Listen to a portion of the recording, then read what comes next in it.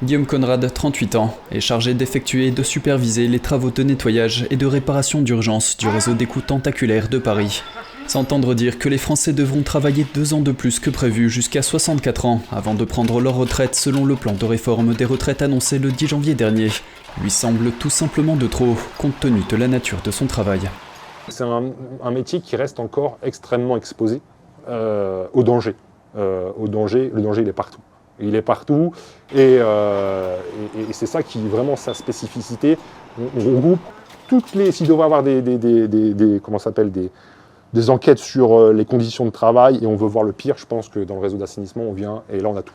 On a les risques de chute, on a les TM, tout ce qui est troubles musculo-squelettiques, les portes de charge, contamination avec tous les virus, oui, c'est extrêmement dangereux.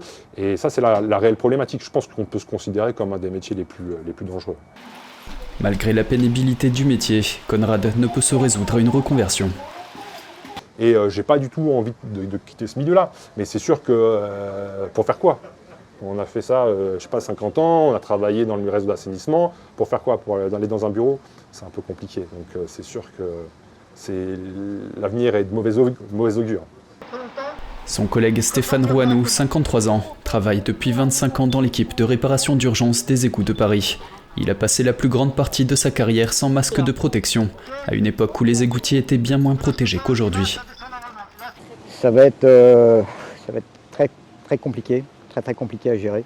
Très compliqué parce qu'encore une fois, on a toutes ces contraintes qui sont liées et déjà c'est une problématique déjà de partir tard. Et là, si on nous rajoute 2 ans, c'est extrêmement dur à encaisser. Et je ne vois pas vraiment comment on va pouvoir faire. On subit vraiment, au niveau physique, on subit vraiment.